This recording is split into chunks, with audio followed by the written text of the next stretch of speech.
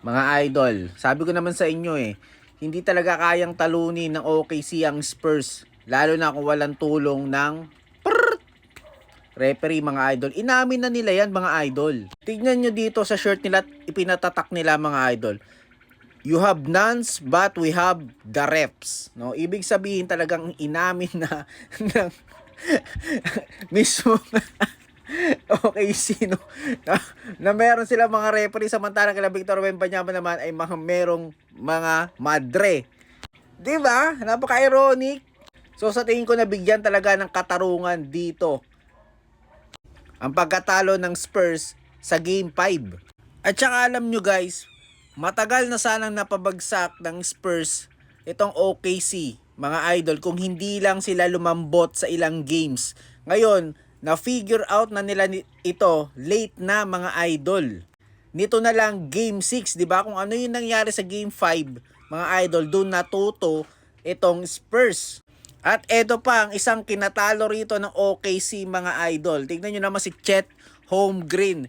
Naging siomay, no? Kinimpaw talaga ito ni Wemby mga idol. Talagang ewan ko kung bakit lagi naiihi siya short etong si Chet Holmgren mga idol kapag nakakatapat itong si Wemby, no? Talagang takang-taka talaga ako kung bakit ganun yung laruan niya na parang akala mo naging baby na, no?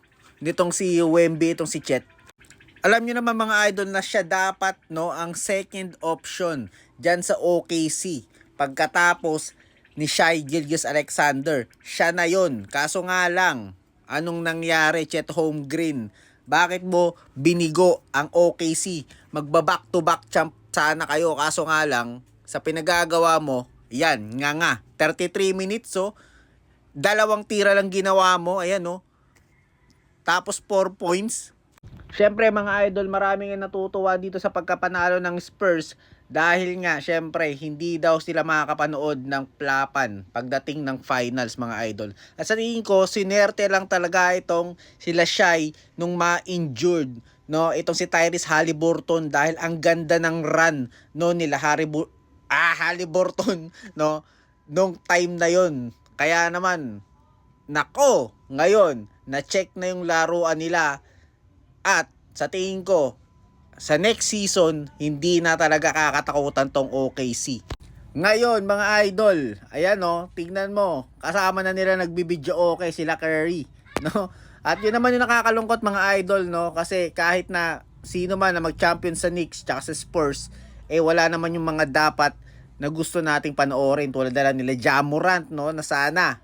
Nauna pa si Wemby, Ja Morant, si Anthony Edwards, yan, si Kevin Durant, si James Harden. Si Kevin Durant kailan kaya ulit makakatim ng championship?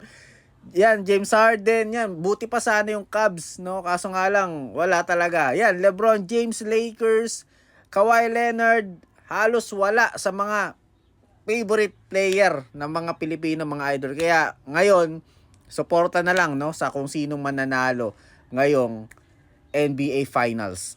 At dito naman mga idol, syempre, no, sa NBA Finals, ano bang take natin dito? Isa lang yan, David and Goliath ang mangyayari dyan mga idol. Kanino ka rito? Knicks o Spurs sa NBA Finals? Pa-comment down below naman. At syempre, kung nagustuhan mo yung mga ganitong content, mag-follow ka na. Peace sa inyong lahat.